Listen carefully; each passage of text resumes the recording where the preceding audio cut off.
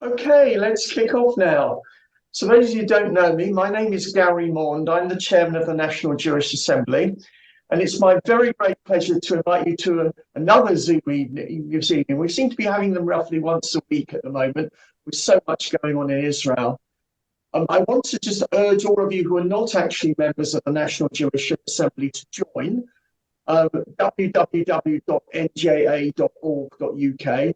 There's so much going on, so many events we're having, opportunities to get involved politically, social events. Just come back from a trip to Israel to see what's been happening last week. A number of us went. And there's a lot going on at the NJA. So do please join if you're not already members. www.nja.org.uk. This event is being held jointly with the WZO, and it's my great pleasure to introduce our guest speaker this evening, Tuvia Book. Dr. Tuvia Book was born in London, and he was raised in both the UK and South Africa. After he made Aliyah at the age of 17, and after studying in Yeshiva, he volunteered for the IDF, where he served in an elite combat unit. Upon his discharge, he completed his BA at Bar-Ilan University, as well as a certificate in graphic design. He then served as the information officer at the Israeli consulate in Philadelphia, while earning a graduate degree in Jewish studies. Upon his return to Israel, Dr. Book graduated from a course of study with the Israeli Ministry of Tourism and is a licensed tour guide.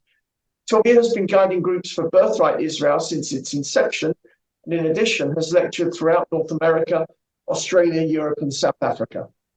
Tuvia has served as a shaliach, that's an emissary, for the Jewish Agency for Israel as the Director of Israel and Zionist Education at the Board of Jewish Education of Greater New York in the Jewish Education Project. He was a lecturer and an educational guide at the Alexander Muss Institute for Israel Education in Israel for over 10 years. He's lectured at both Bar-Ilan University and the Hebrew University, and is the author and illustrator of the internationally acclaimed Israel Education Curriculum for the Sake of Zion, which is a curriculum of Israel studies and moral dilemmas of the modern Israeli soldier. And he has a doctorate in Israel education. His most recent book is called Jewish Journeys, the Second Temple Period to the Bar Kokhba Revolt, which is 536 before the Common Era until 136 of the Common Era. And it was published by Koren this year. It's my great pleasure now to welcome Dr. Tuvia Book to the National Jewish Assembly. Tuvia, over to you. Hello, good evening, everyone, Israel time. You won't be surprised after Gary's introduction, thank you for having me, to be hearing the King's English, which was until quite recently the Queen's English, as I was born in London, but raised in both the UK and South Africa. However, when I was 17, something happened that ended up, the result is where you see me today. Right now you're looking at the second oldest soldier serving in Gaza. There's one older guy than me, his name's Hezi Halevi, he's the chief of staff of the IDF, and he's only got 6 months on me. You might be asking yourself why somebody who at such an advanced age, who finished doing reserves over a decade ago, is back inside again. And the answer in Hebrew is one word. It's a word that was really pummeled into me as a teenager, and that word is the word mishahu, which means somebody. So back in after high school, I came to Israel for a gap year, and that gap year changed the course of my life. Many people who in both the UK and around the world, diaspora youth, when they finish high school, they come to Israel for a year to go to yeshiva, to go with their youth movement, to work on a kibbutz, before they go to university. What happened to me during that year was very, very powerful, not so much the places I see. I'd been to Israel before with my youth movement, with B'nai Akiva, I'd been with my family, but rather the people who I met. When I was finishing high school, the top thing on my mind was, where do I go my tertiary institute of education? Where do I go to university? And when I met these Israeli kids, we were talking on Shabbat, and when my gap year in Israel, they looked like me, they dressed like me, they played the same sports, they heard the same music. They had a different set of values. Their values were, where am I going to serve my country? And having grown up both in the UK and in South Africa, I can quite honestly tell you for a nanosecond, I didn't think about serving in the military. When you think about Jews who served in the British Army, you usually think about World War II, like my late grandfather who served in the British Army in World War II. The youth these days aren't raised with the ideas of national service or indeed service full stop. Most kids do that gap year, go to university, have 2.2 kids, that's the national average, and a dog, and live in the suburbs, and the whole life is planned out for them. So when I was in Israel as a teenager, I suddenly met these young boys and girls who were thinking about national service. They knew they would go to university, they just didn't quite know when, because they still had to go to the army or Shewut Leumi, and they had to travel, and eventually they'd go. But I can tell you quite honestly, there was the best decision I made in my life to stay in Israel. I didn't rush back to University College London. I think that would always be there. And right now, right then, at that time, it was a time for me to become what's known as a Chayel Boded, or a lone soldier. And there's two reasons for that factor. One, as I mentioned, I grew up in a very Zionist youth movement, B'nai Kiva, who weren't very subtle about their Zionism. If any of you have been to B'nai Kiva, you would know. They wear it on the sleeve, just like this Israeli flag over here. And we got it like fed with our mother's milk in our veins. And so I was raised very Zionist, also from my house, from B'nai Kiva. But the other reason is more of a sad reason. My mom, who's probably on here somewhere, I just can't see all the people on the Zoom, but if you look for Margaret Book, she must be around there somewhere. Hello, Mom, if you're there. She was born and raised in London, but her parents were not from London. Her mother was from Hungary, her father was from Poland, and they were basically more or less the only survivors of their family because of the Shoah. All the people who survived from her family were four family members: her mother, her father, an aunt, and a half-brother. That was it. Everyone else was killed in both Hungary and Poland because Israel came around 10 years too late. Instead of being around in 1938, it came in 1948, and that's why 2 out of 3 Jews in Europe were murdered, and 1 out of 3 Jews in the world. So having grown up in the shadow of a family almost wiped out by the Holocaust because there was no Israel, and the Zionist youth movement, no one was particularly surprised when I decided to stay and do the army in Israel, even though I had no family in Israel except for one distant cousin. So I was adopted a kibbutz, I went to Israel, and then came the big lesson, which is why I'm in Gaza now. So I wanted to share this by way of background, and I want to explain to you what we're doing in Gaza as well. And hopefully I have some photos and films, I can get them up and show you as well. So what's basic training about in the IDF? It's about getting a bunch of spoiled, selfish, self-centered teenagers, in other words, teenagers, and making them into a cohesive fighting unit. So you do it physically. We're capable of a lot more than we think we are. That's one thing you do in a combat unit. And the other thing that we do is mentally. So there's always a point of basic training when you run around for hours and the sergeant will say, okay, you've got 5 minutes to rest in the tent. So you'll plop in the tent with your guns on and your boots and everything. And he'll say, okay, I need someone to come outside. Someone in Hebrew is the word mishahu. So what's the initial reaction from a bunch of teenagers when you say, I need a volunteer? Initial reaction is Mishu, someone. And eventually the sergeant stands out the tent and goes, Kula machutza, everyone out. And you run around for another hour. They'll say, okay, I need someone to come out. When do you finally get it? When someone, preferably you, stands up and says, I'll be the Mishu, I'll be the someone, because it's the right thing to do. Because it's the right thing to do. The first commandment the first Jews got was Lech Lecha, you go. Don't just talk the talk, walk the walk. And that's why whenever there's a war in Israel, the reserves are always totally full. Because if everyone realizes, you said, well, let someone else do it, nothing would ever happen. So, on to this year. October the 7th, 2023, Simchat Torah. We knew something was going on already in Modi'in, even though we were Shomer Shabbat, because the siren went off that day and the Iron Dome was activated, because the Iron Dome is very near where I live, because it guards the way to the airport. After Shabbat, when we understood the full enormity of the terror, of the evil inflicted on us, which we're still processing, by the way, because it's present continuous, it's difficult even to grasp such evil. The first thing in my mind was, what can I do? How can I do Lech Lecha? How can I take this moment, Carpe Diem, and do something? So even though in the Israel, you're let out of the army when you're 40 of reserves, if you're in a combat reserve unit, and I know I don't look it, but I'm much more than that. And I hadn't been to the army for more than a decade. I was honorably discharged.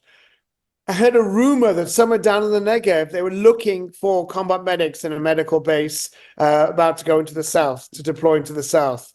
So I literally went down to the basement, dusted off my uniform and boots, went down to an army base where they had combat medics and doctors and infantry, schmoozed my way into the base, because in Israel, when people say no to you, it means start negotiations.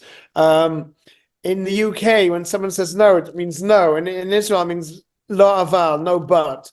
So I got into the base, and after only 3 hours, managed to convince one of the units to redraft me and take me back into the army. I basically said, listen, I'm a combat medic. It's like riding a bike. You don't forget it. Served in Gaza, I've served in Lebanon. And even though I'm aged out, I'm still fit because I'm a tour guide. I'm a Moridex. I run around the country the whole time, and I'm biking and running, and I've got the skills and I've got the motivation. And they saw I was serious. And after 3 hours, one of the doctors, who was also the deputy commander of the unit, said, okay, we'll take you. And then my real battle began. Anyone who spent any time in Israel will know that the real battle is Israeli bureaucracy. So it took me 6 days, once I was already accepted into my unit, to actually get back into the unit. So the joke goes, I fought, and eventually I got back into the army.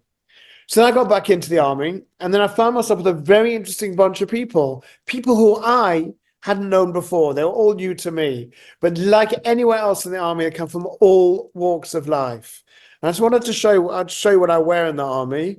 This is just my uniform, but I'll show you the equipment. Hopefully it'll work this time. Okay, we have picture number 1. Okay. So here, this is a picture of me in the outskirts of Gaza in a place called Sajaiya. I'm wearing a ceramic bulletproof vest, a lot of medical equipment, about 30 kilograms of equipment, bulletproof helmet. And this is the equipment that I and people in my unit go into Gaza with. You might look at this and say, wow, that's a lot of stuff. And it is a lot of stuff. It's a lot of schlepping, right? As Golda Meir, if anyone saw the film with Helen Mirren recently, she once said to Henry Kissinger, we're not those type of Jews anymore that hide and cower under tables. We're a different type of Jew now. When people kill Jews, we don't run away. We stand up and fight. And we were taken very much by surprise. And there'll be a lot of inquiries and questions afterwards. But the Jews of Israel, rather than break as our enemy hoped, we stood up and we rallied. And in my unit, we have a whole different mix of crazy, interesting mix of people. We have religious people, we have secular people, we have left wing, right wing, new immigrants, veteran Israelis, rich people, poor people. Nobody cares. Because everyone, once you put that uniform on, that uniform is a great equalizer. We're all there, and we're all there to serve.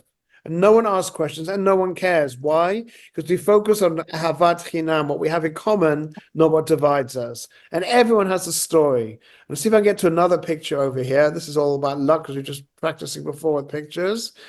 Because I want to show you some of the interesting stories about people in the unit. Then I'll tell you what the unit itself actually does. So let's try again the screen share.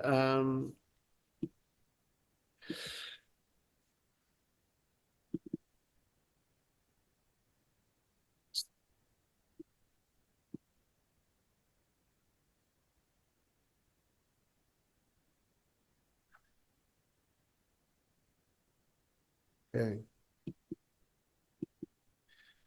Struggling a bit over here.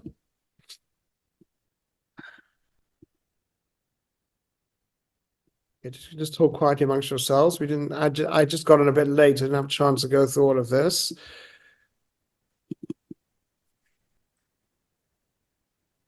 Okay, so I'm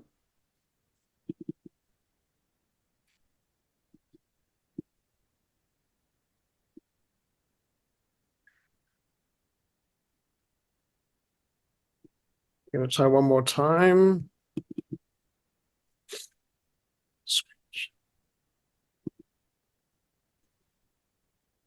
Okay. We know we're gonna have to take a break in a few minutes whilst I just try and figure out some of these images. But what I'm gonna do now is I'm going to just carry on talking regularly for now.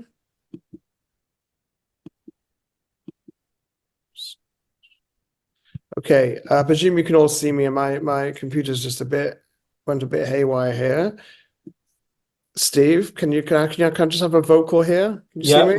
we can see you, Tuvia. Thanks. Okay, so I'm thinking, Steve, is I'm going to have to send you some of the. I have these images. I'm going to send you them by email. Then you can upload them on your computer. Okay, send them Okay. through.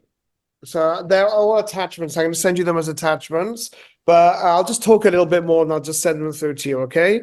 I want to tell you some stories and I'm going to tell you basically what we do and I want to show you pictures of the people I'm talking about.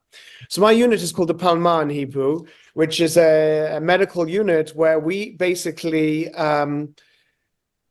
take wounded soldiers who, well, what happens is the numbers, first of all, as you probably know, we have about 180 IDF soldiers who have entered eternity, who have been killed for inaction. Well, you probably don't know there's almost 7,000 wounded soldiers.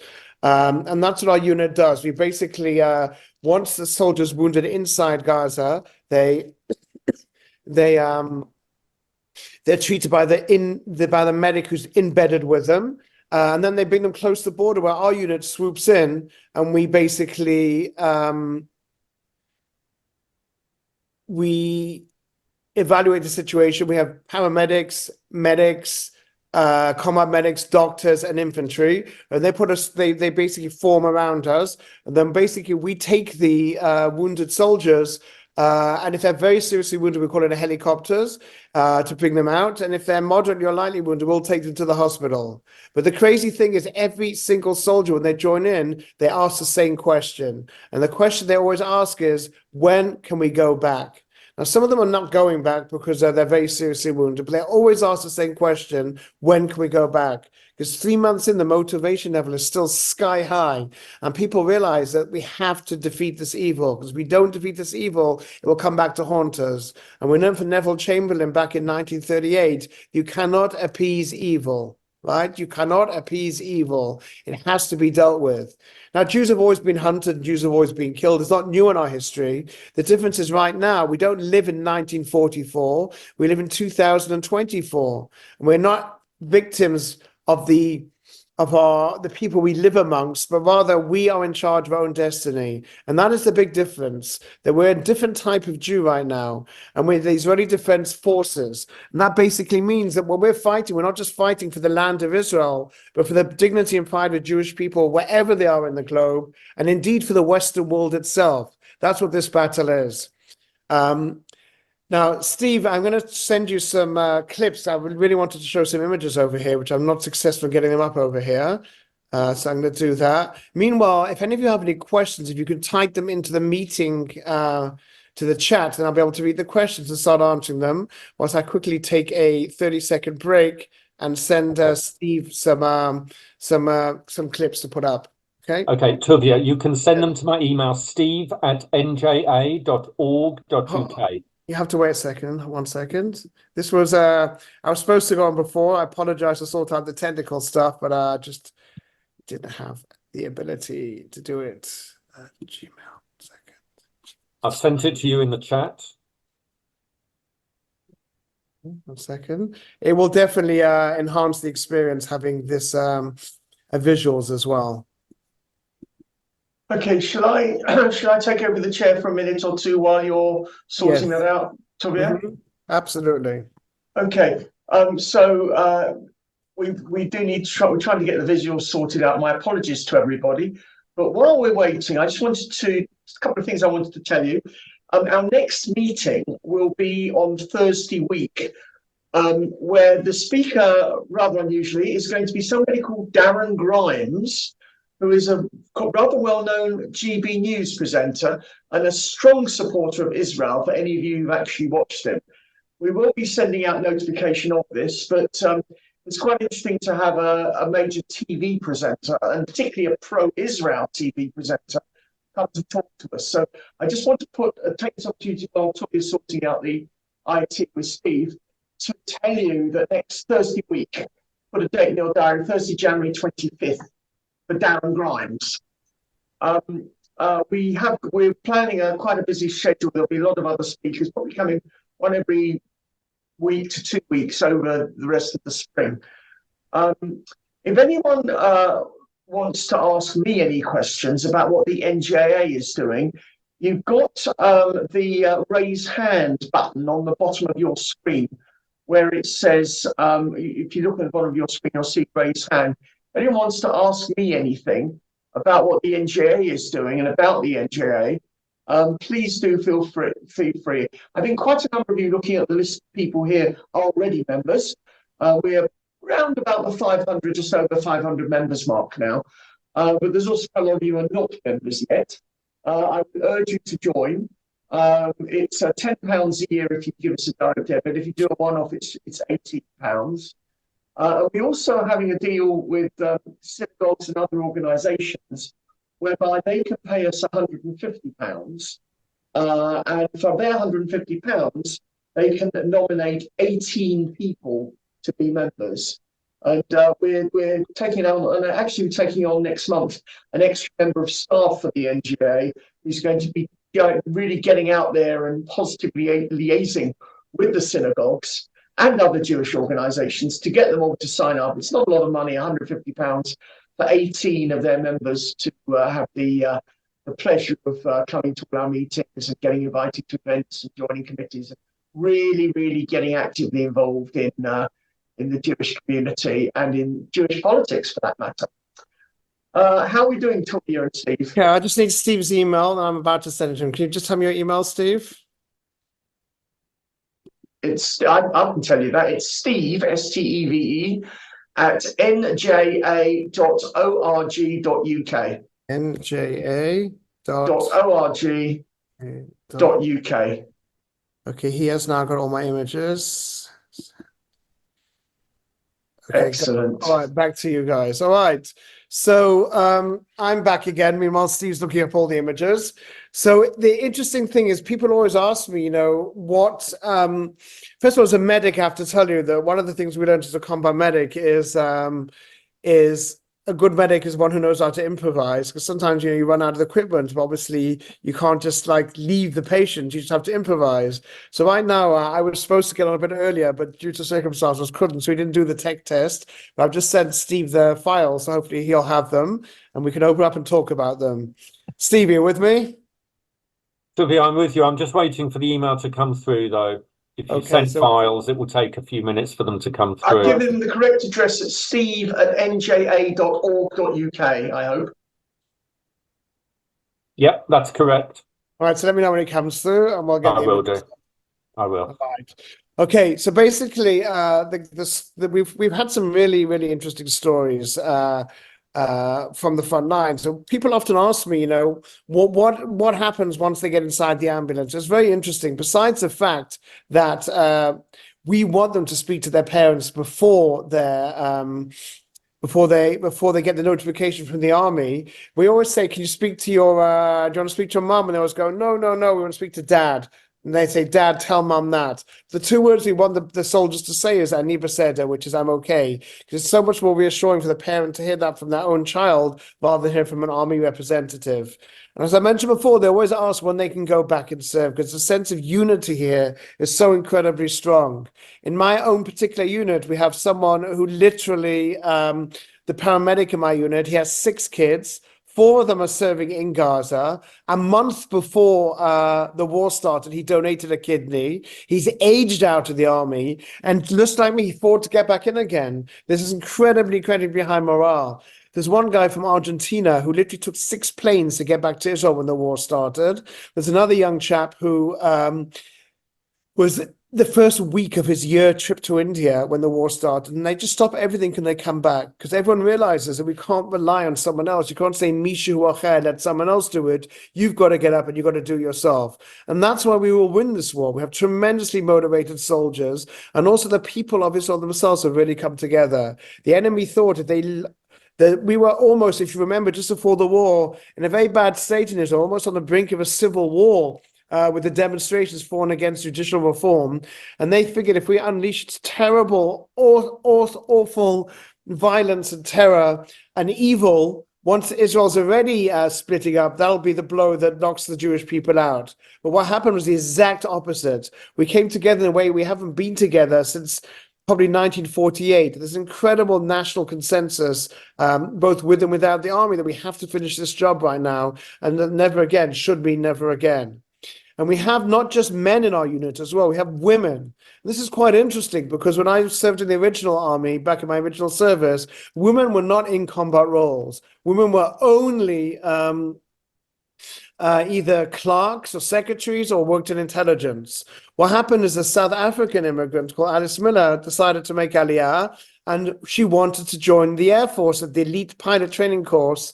And when she said, why can't I? She got the most annoying Israeli answer, which is, Kacha, lama, kacha. Why can't you? That's just the way it is. So what did she do, this young woman? She took the entire Air Force High Command to the Supreme Court in Israel, and she read out one sentence from Israel's Declaration of Independence, and the sentence was, the state of Israel will treat all of its citizens equally without respect of race, gender, religion. And they said, okay, well, accept women to the course on one condition. If you want equality, it's the same course for everyone. So even though she herself didn't finish the course, she opened the way for other women. And right now in my unit, we have female combat doctors, combat paramedics, we have female combat soldiers and combat drivers, and it really is a whole different army right now. In fact, that only successful tank crew that stopped Hamas infiltration were 2 all-female tank crew back on the 7th of October. So it's interesting, not just from a sociological point of view, but also from an internal Israeli point of view, how the army has changed. Yes. Okay, Tuvia, just to let you know that the files have come through. Okay, so can you put the first one on that says Aryeh? Can you see that one? Yep. Okay, so press that one and let's have a look at that picture. And I want to tell you who this person is. All right, we're talking about the caliber of the people who are in the unit. So behind me is a doctor over here. His name's Aryeh Jaffe. If any of you daven in the Hendon Riley Street Shul, you might be familiar with Dr. Jaffe. If any of you have been to the Great Synagogue in Jerusalem, his father's the choir master there. And he's a brilliant, I'd say a Renaissance man. Right now he's in the UK doing 2 years of subspecialization. He's a OBGYN physician, and he's doing a subspecialization in utero surgery. That means actually be able to operate on the unborn fetus. Right now there's only 3 doctors like that in Israel. He will be number 4. When the war broke out, not only was he in London doing this subspecialization, he also has 3 daughters under the age of 10, if I'm not mistaken. And incredibly, his wife is very, very sick. She has stage 4 breast cancer. And with her blessing, he dropped everything and came out to join us in the army and use his specialization. So these are people who realize, I mean, once you hear these individual stories, these are people who realize just how important the survival of the state of Israel is. This is a milchemet en berat, it's a war without a choice. You can't just say, let someone else do it. With all these reasons not to come, in my case, I was way too old. In the other guy's case, he donated a kidney. In Aryeh's case, his wife is very sick and has little kids.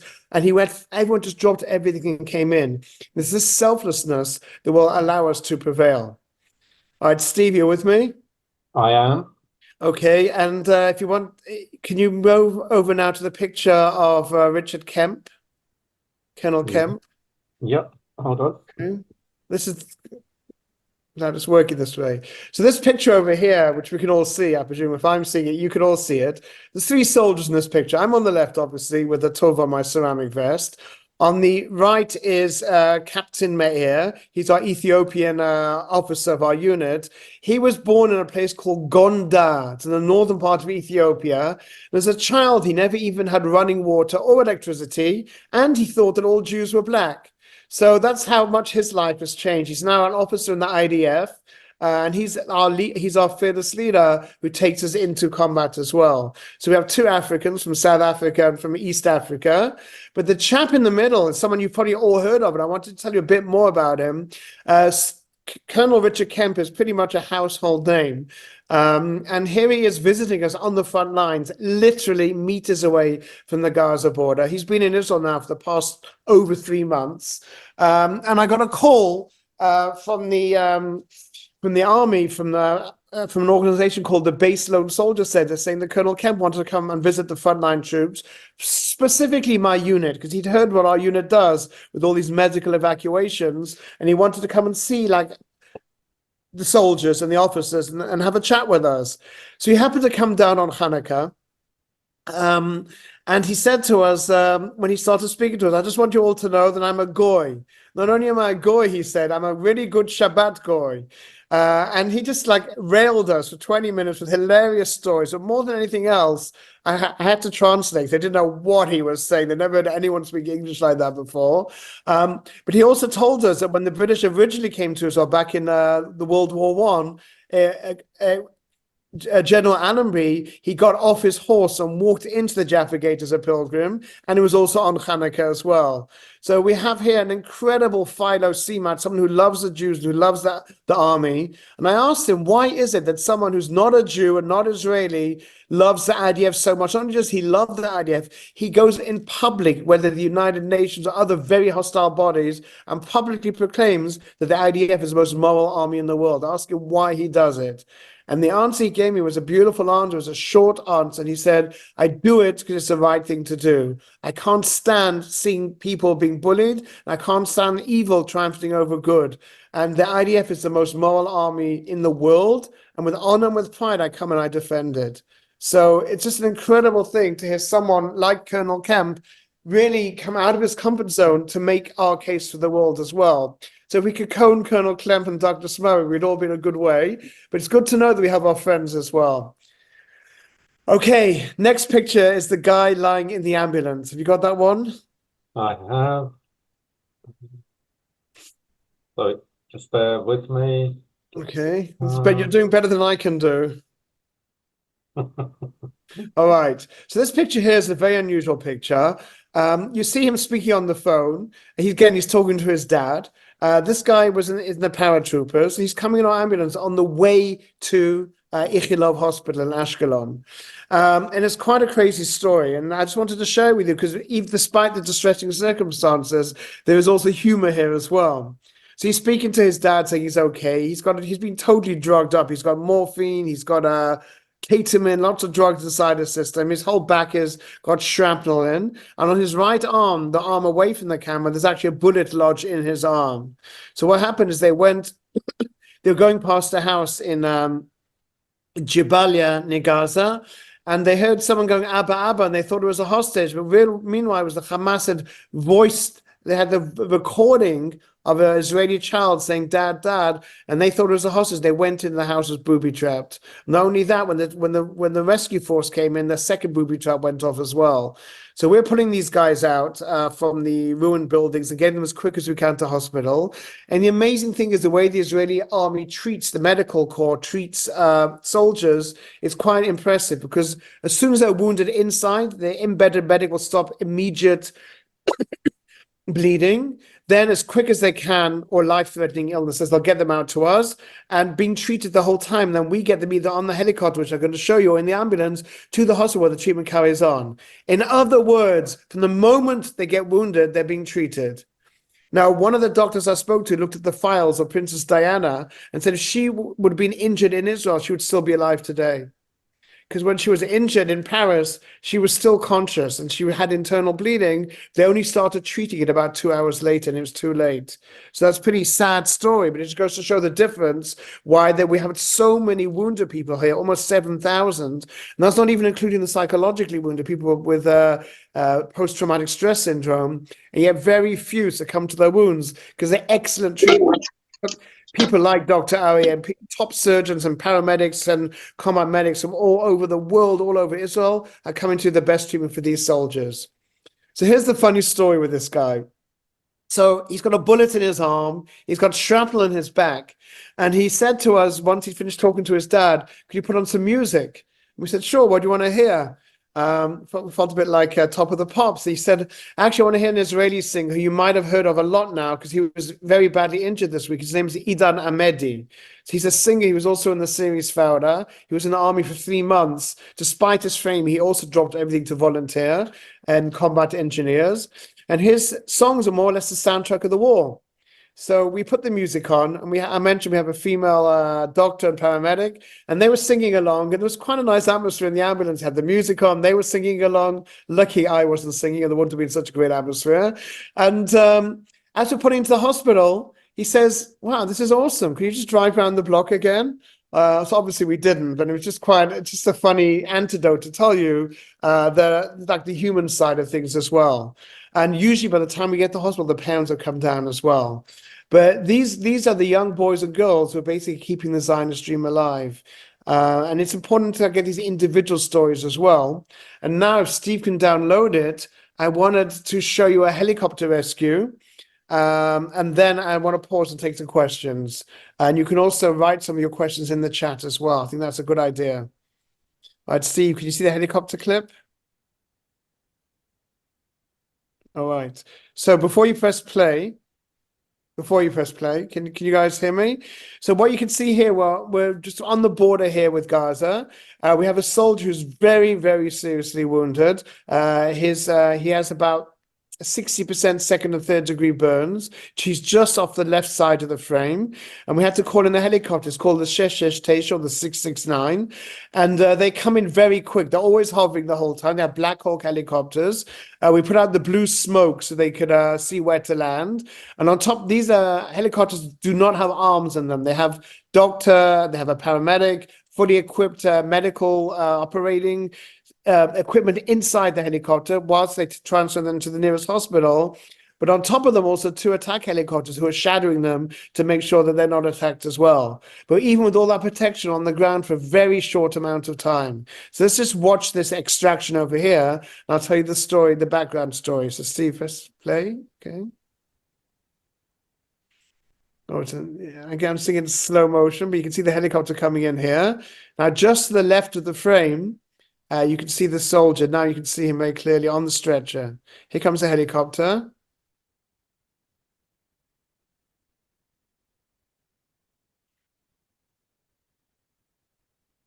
And this is actual footage as well. This is not some made-for-TV movie.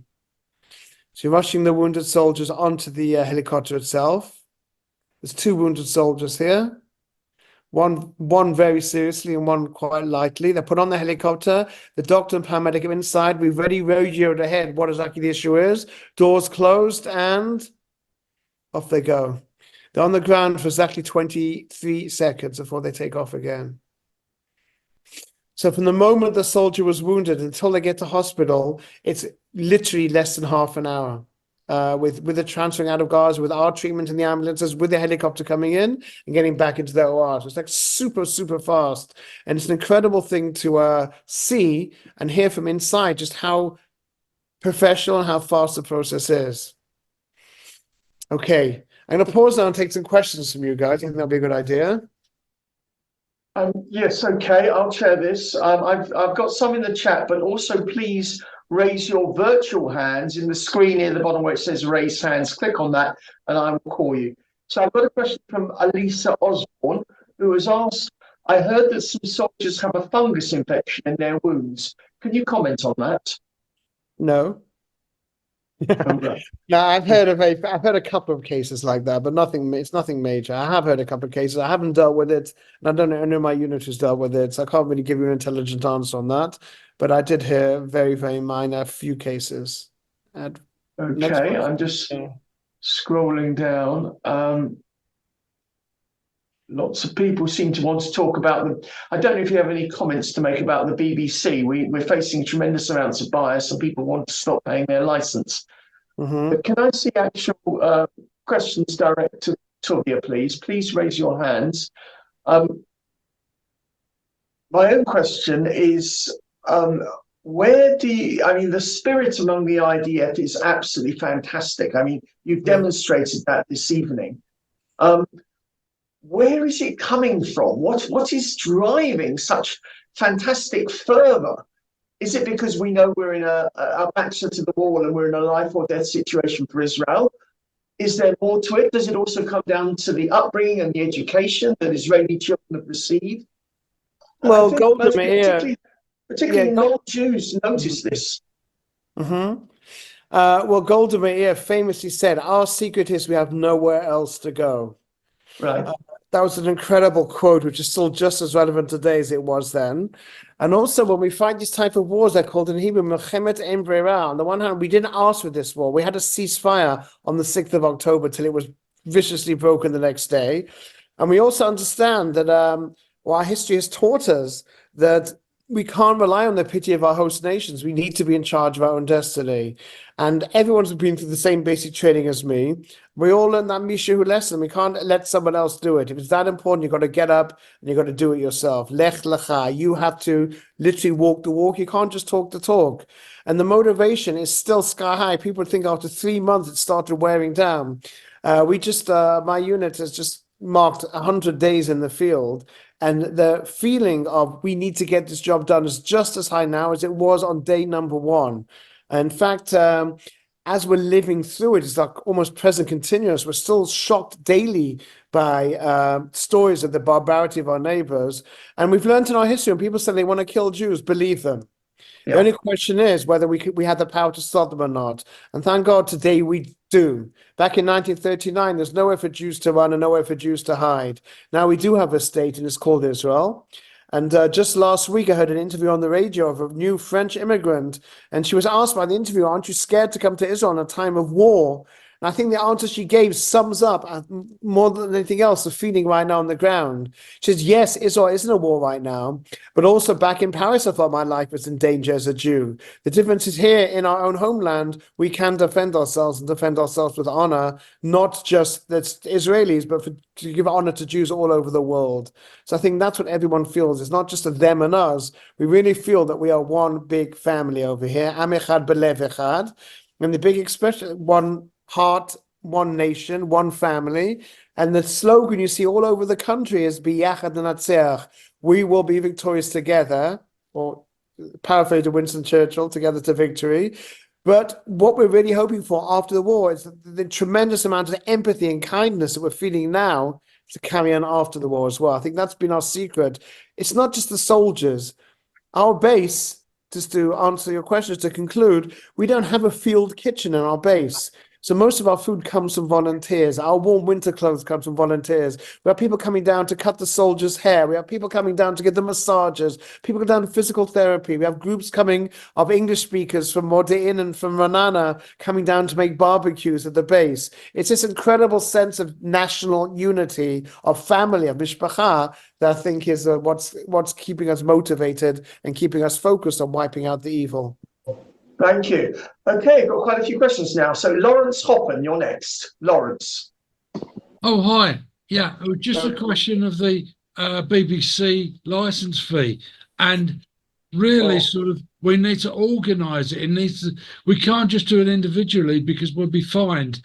We need to have a proper organisation to deal with it. I'm not sure, Tuvia, it's your area to talk about, but you're welcome to if you want.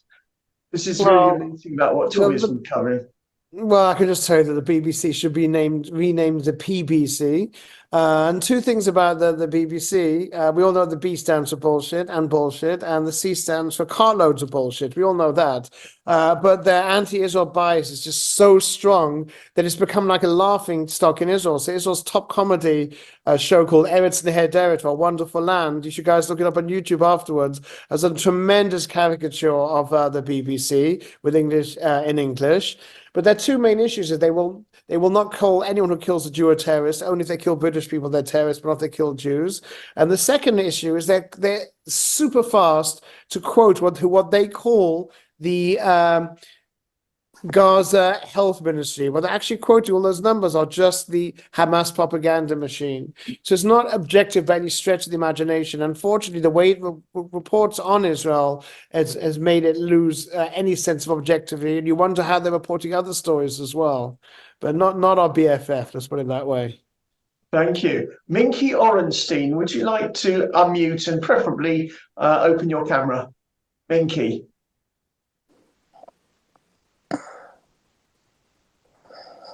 Hello.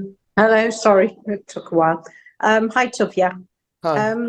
Can you explain the differences between, you've talked about medics, paramedics, combat medics, they all sound the same to me. What's the difference between them?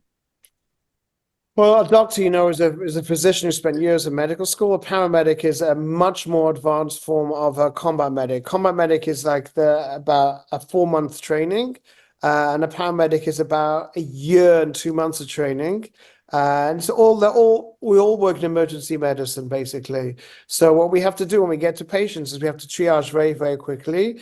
And each unit has got a certain amount of doctors, a certain amount of paramedics, and a certain amount of combat medics.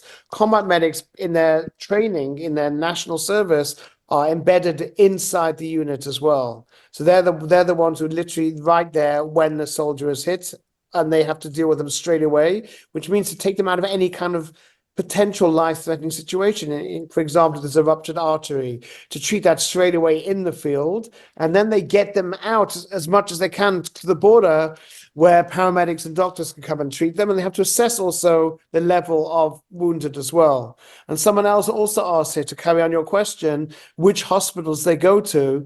So the two closest to Gaza, either Beersheva's Soroka or Ashkelon's Barzilai Hospital. But if they're very, very badly burned, then the best burns unit is actually in Hadassah and Karem, so they're airlifted to Jerusalem as well. So it depends on the injury. Generally speaking, it's either Barzilai or Soroka, though. Thank you. David Lazarus. Hi, can you hear me? Yep. Yes, certainly, David. Perfect. Thank you, Tuvia. Thank you for a wonderful evening. Sorry about the subject. So Anthony Blinken has made a lot about changing the fighting tactics on the battleground. How did that have an impact on the fighting over the last couple of weeks? No, not really. The truth is we're actually winding down anyway. The whole northern Gaza is more or less taken. And in the south, they have two major pockets in El Burej and in the Israeli half of Rafiah. So what the army is also trying to do, we need to remember we have 350,000 active reserves as well, myself included, and they're trying to get them out to send them home for two reasons.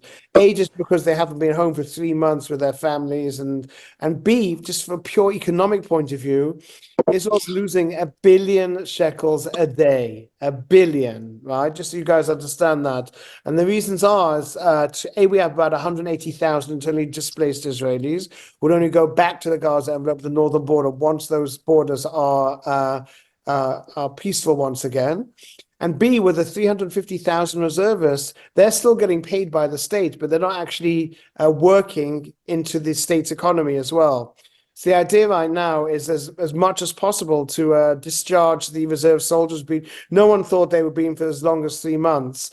And another reason, unfortunately, why they want to send them home for a bit of a breather is because no one's sure what's going to happen in the north. We might need to decompress a month or two, then have to go back in again if the north flares up as well. That's a big question mark right now. Thank you. Thank you. Thank you. Esther Ebbing. You need to come off mute. Yeah. Dr. Book, are you ever worried about like the government in Britain and America changing with their support? Because do the idea sometimes feel like, well, besides for the fact that we need to get the hostages back and we have to do everything in as quickly as possible, do you ever feel like you're running out of time in terms of, or you're worried you're going to run out of time in terms of support from the government? Because like I keep hearing, I mean, I try not to watch the BBC, but when I do, sometimes Blinken's saying one thing and he's changing his mind, and he says the army has to change course and go into phase 3. So I'm just wondering how the idea navigate all that, or to tell you the truth is, like, I'm not on such a high decision-making policy. We're like the soldiers in the field, but we do realize that any kind of call for a ceasefire, which doesn't involve the Hamas themselves surrendering and laying down the weapon, is basically just a call for Israeli surrender, and it's incredibly hypocritical. No one ever second questioned England when they were firebombing Dresden, or the Americans, they're dropping nuclear bombs, not one but two on Japan, because we're in a war for our very survival. Less so the UK, but the United States is a huge provider of Israeli of weaponry, not just the weaponry, but more the munitions for our weaponry, and their support is critically important for Israel. And on the other hand, they cannot tell us how to fight our war. As Richard Kemp said, we are the most humane and moral army in the world. No one loses the element of surprise in the middle of a war like we do. We have literally sent millions of SMSs, tens of thousands of leaflets, harmless munitions, most unbelievable attempts to avoid any kind of civilian casualties. Do they happen? Yes, they happen, but it's not a deliberate policy of the state of Israel like it is of our enemy. There are two sides over here. There's the side of a legitimate, democratic, liberal power that's doing all it can to avoid civilian casualties. And then there's a terrorist entity that's doing all it can, not only to cause civilian casualties on our side, but also to use their own civilians as pawns as well. So it's a really bizarre and strange situation when you have people comparing Israel and the Hamas. We have a terrorist entity bent on the culture of death, and we have a democratic state which values and sanctifies life of everybody. And we do realize there's a time pressure. To answer your question, we can't just go on indefinitely. Also, our country can't, just economically and psychologically. We can't contribute to state of war. But the army is doing the best it can to end it quickly. Yeah, I'm so the only sorry. reason it's relatively slow is because of the hostages. Yeah, no, I was not doubting anything about the morality. I was just worried that you were concerned about getting like them changing their mind. Like how I wasn't doubting the war's morality at all. I think they need to go as long as they need to go. I was more just wondering. It's in the back of our minds. I mean, not so much as I mentioned the UK, but America is a massive provider of munitions. Yes, we are thinking about that as well. We realize we don't have forever to get the job done. Thank you. Michelle Honey, do you come off mute, please? Hi, it's actually me, Dan Honey, but Michelle's here just in case. Welcome. It's a fantastic talk, and everything you say is great to hear. The whole thing is really, well, I don't know whether you agree with this, but it's a chess game run by Iran, and knocking out Hamas, which itself is got to be one of the most difficult objectives, let alone getting the hostages back alive. What is the thinking on the front about what happens next? Because knocking Hamas out of the game, there'll be someone else that pops up, courtesy of the Iranians. Right, just like the Medusa situation, you chop off one head, here comes another head. It's a big question, and one of the big unknowns is what will happen after the war, both in the territories, but also in the state of Israel itself, because Israel also is in for a moment of reckoning after the war. Yeah. Many heads will fall, figuratively. And Israel itself also has to press a reset button as well on its intelligence, on its army capabilities, on the way the country's run. That's a huge question. And what will be in the territories after the war is also a big question. And I really don't think that people begin to grasp it enough because we're still fighting the war. But two ideas that I've heard come about a lot, which I think makes sense, is one is whatever entity will be in Gaza after has to be demilitarized. And the most important thing is, just like the Allies after World War II had to denazify Germany and change the teachers and the textbooks and the judges and the lawyers, we have 16 years of Hamas rule to de-Hamasify the population who lives there. It's not just a bunch of lunatics. It's an entire population that's been poisoned from cradle to grave. It wasn't just 2,000 terrorists crossing that border. There's 1,500 civilians coming behind them, also raping, looting, murdering, and kidnapping as well. Many of the hostages are in private houses, including one who was held in the house of a doctor who works for UNRWA. Just try and wrap your head around that. And the wife and kids were coming in and looking at the hostages every day in their house where they were being kept. So it's an entire society that's been poisoned. And I want to ask the Canadian ambassador to Israel. I said to her, listen, Canada and indeed the Western world provides so much aid to the Palestinians. They are the largest per capita recipient of aid on the planet Earth. I'll say that again. The largest per capita recipients of aid on the planet Earth are the people living within the Palestinian Authority and within the Gaza Strip. So the question is, what has happened to those billions of dollars of aid for the UK taxpayer, the US taxpayer, the Australian taxpayer? What's happened to it? And there's two answers. One is the vast majority of it has gone to private bank accounts of the elite of the Hamas. The top 5 members of Hamas are all multi-billionaires, thanks to your money, not multi-millionaires, multi-billionaires. And the vast amount of the money has, instead of building a city on top of the ground, has been building a terror metropolis underneath the ground, and also producing textbooks that poison minds from generations to come. So that's going to have to be a huge thing. I said to the ambassador, her name was Ambassador Deborah, I said to her, the tens of millions of dollars the Canadian government has poured into the Gaza Strip. Is there any accountability? Do you know where that money is going? It's just an open tap with the money pouring in. And the sheepish look she gave me was answer enough. And you've got to ask yourself, if it was your own personal money, would you be giving away billions and not knowing where that money was going? We all now know where it went. For 16 years, hundreds of thousands of tons of steel and concrete, which should have been building up Gaza, was actually building up a terror city underneath the ground. So when this war is over, there has to be a big accountability in the Western world before any funds are given, what those funds are being used for. From an educational point of view, there has to be a massive re-education of this population in order to have any chance of any type of peaceful coexistence. Thank you. Jackie Barnett, would you like to come off mute, please, and preferably turn your camera on? Jackie Barnett. Jackie, are you there? If not, I shall move. Yep, I think she's in Tipperary. Hi, Jackie. We can hear you. Can you put... Oh, there you are. Hello, over to you, Jackie. I don't have a question to ask, actually. I think you may have made a mistake. Your hand is up, that's why. My apologies. Oh, I wanted people to stop talking about the BBC. I was just... Well, they have. Okay. Michael Yaffe. Thank you very much for your presentation. I have a lot of family in Israel, and I'm so grateful to you and the army. It's just amazing what you're doing. Thank you. Thank you, Jackie. Michael Yaffe. Hi, Dr. Tuvia. Wonderful presentation. A quick question. What's your approach to treating, I'll say, innocent Palestinians caught up in the troubles and treating Hamas fighters?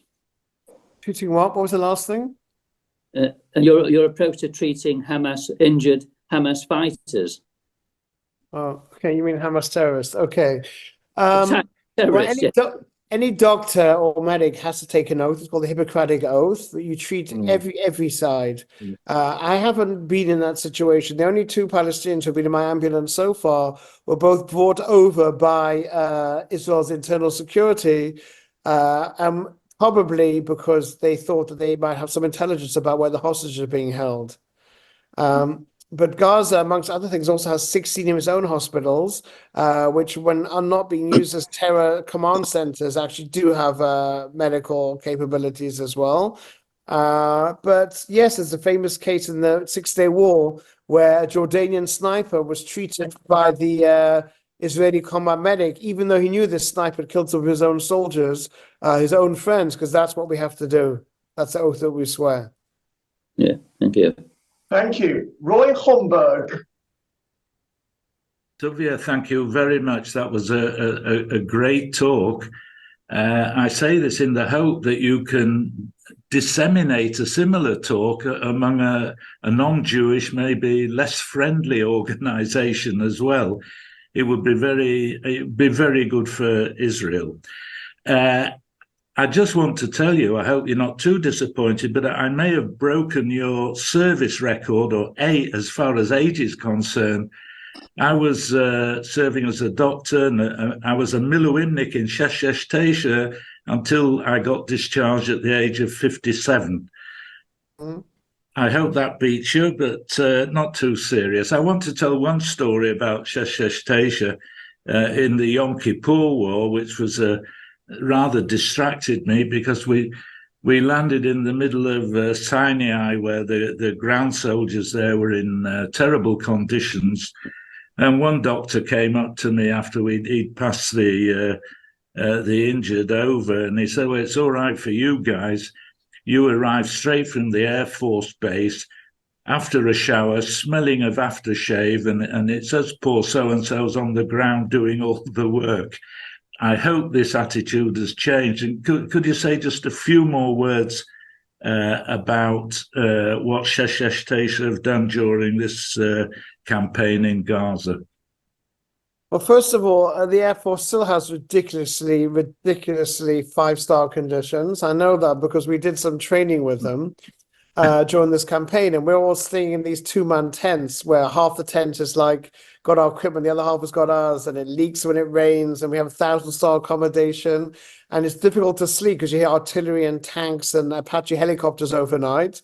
And we did a 2-day training with a 669, which was just tasty. We went to the Air Force base, and it was just like literally going to a 7-star hotel. The food, the conditions, so that still hasn't changed. There's still sport rotten, but they're incredibly professional. It's the most difficult, one of the most difficult units to complete. They have a 1 year, 9 months of training, and they're super specialized airborne paramedics. And just this year, they actually opened it up to females as well, the course.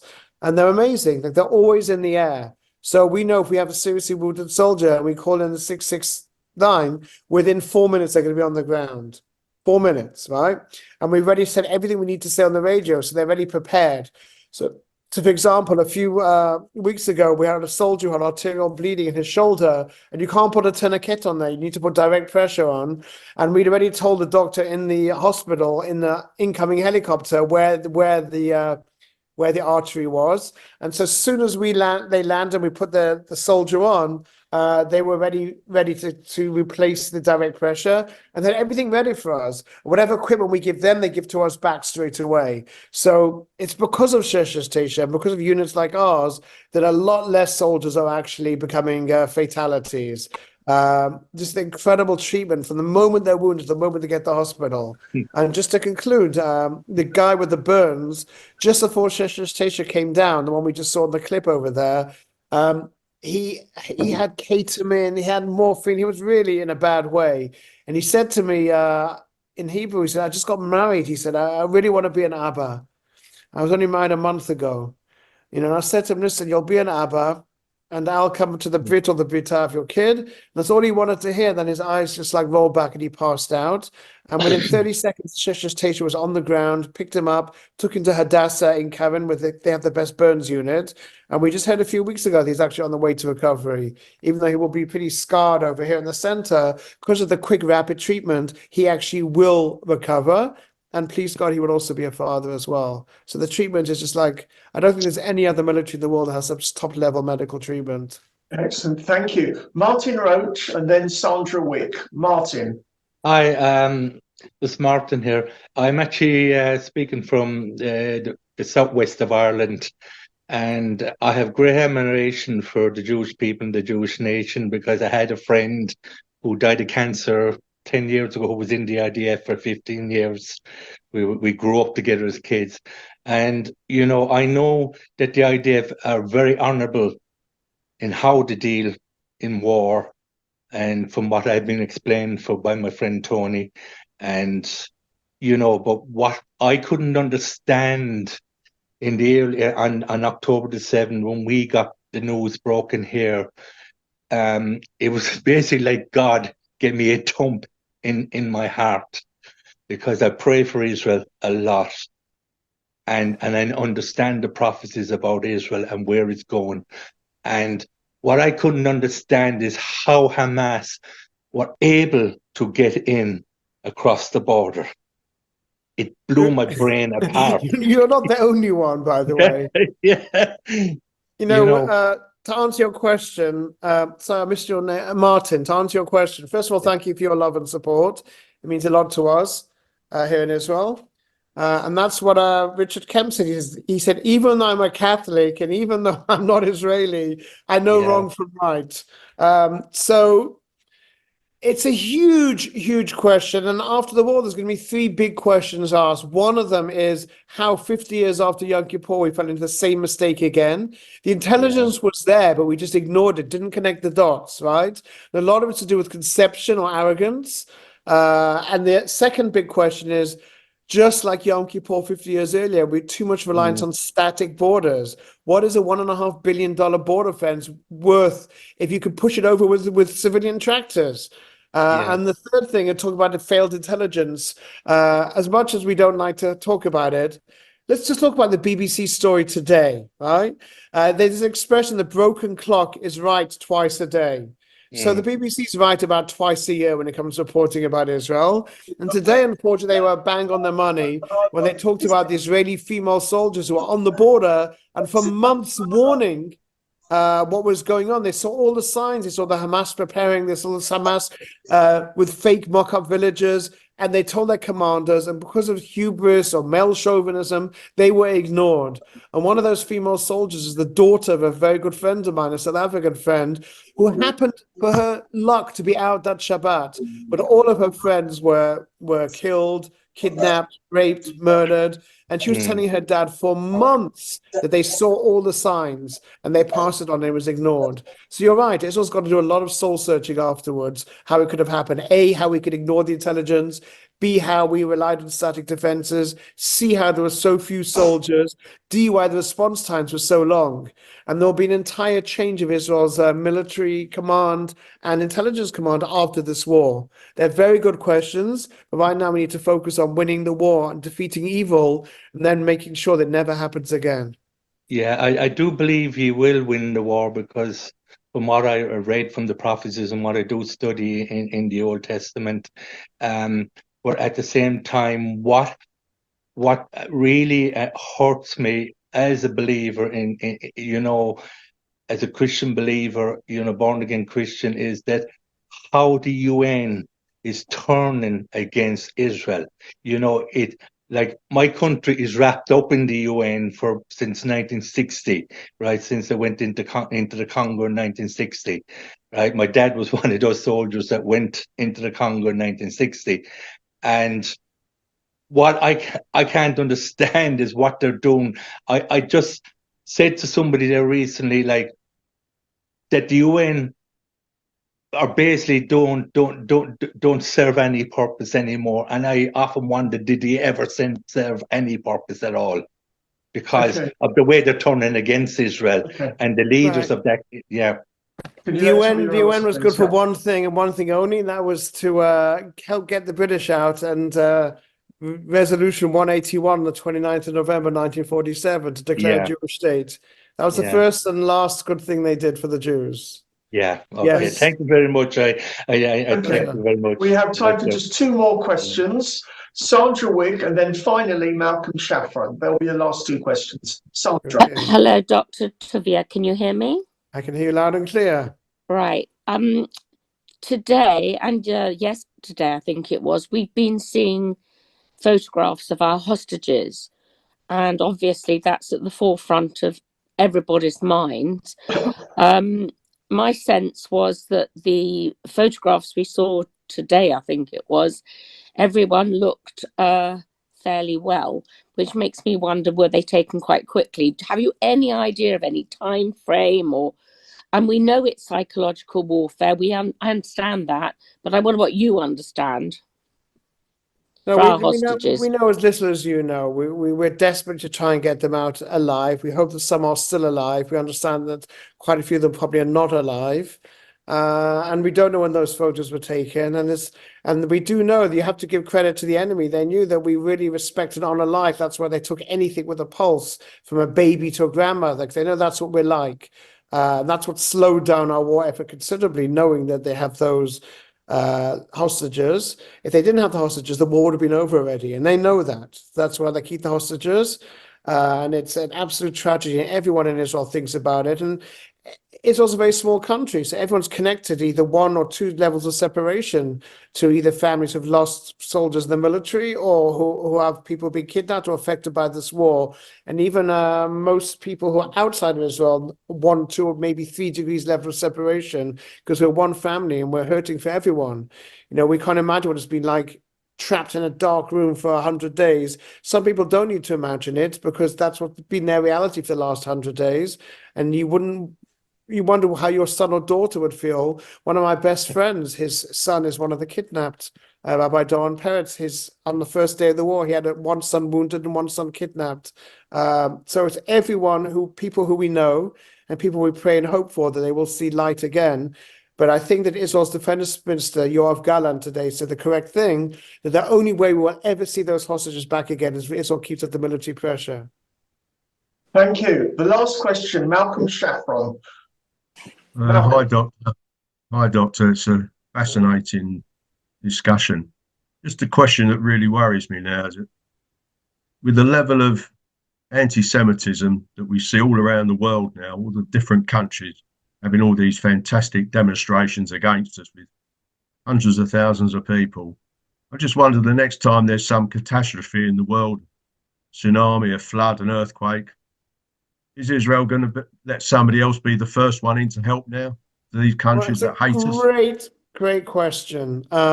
Just yesterday, I don't know if any of you were following the news yesterday, there was an Israeli football player who was playing in Turkey, and when he scored a goal, he put up his hand, and on his hand was a message for those hostages who've been wounded, been in captivity for 100 days. It had the number 100 and a love heart on it. And he was arrested by the Turkish authorities for spreading hate and violence, even though it was a message of support for the hostages taken by the Hamas. Turkey has a very short memory. They forget that in their last massive earthquake, Israel was the first country to provide aid and assistance way before any other country. Even Iran, when they had a huge earthquake a few years ago, Israel offered assistance. And they responded, we would rather our people die than be helped by the Zionist entity. So we're dealing with a level of hate and irrational violence that knows no limit. And unfortunately, the only thing people understand is strength. And Israel's not going anywhere. We're here to stay. Thank you. It's now my great pleasure to ask our Managing Director, Steve Winston, to propose the vote of thanks. Steve. Thanks, Gary. Tuvia, it's been wonderful hearing from you. Again, you know, we used to host you quite often in a former organisation, and it's wonderful to have you speaking for the National Jewish Assembly. I think quite a few people have already put into the chat, and you may have seen them, their thanks to you for all that you do and all that your unit do, and all that the IDF does for the state of Israel and for the Jewish people around the world. It's inspiring. I was there with a colleague recently in Israel, and we went down to the south. We went to Kibbutz, Kfar Aza, we went to Ofakim, we went to Sderot, and we heard firsthand and we saw firsthand everything, you know, everything that had happened, and it's just so much worse when you see it firsthand. So thank you for taking the time out of a very challenging time, that, you know, for you personally and for the entire state of Israel. Thank you for taking the time to speak to us, to give us an insight into what you guys are facing day to day on the ground. It's been absolutely a very insightful presentation, and you know, please God, we'll be able to host you again in the near future. It's been absolutely wonderful. Thank you very much. Thank you everyone for attending. I hope to see as many of you as possible next Thursday, that's in 10 days time, for our meeting with Darren Grimes from the GB News. And have a good evening. Thank you. Thank you very much, Dr. Tuvia. Thank you. Thank you. Thank you very much.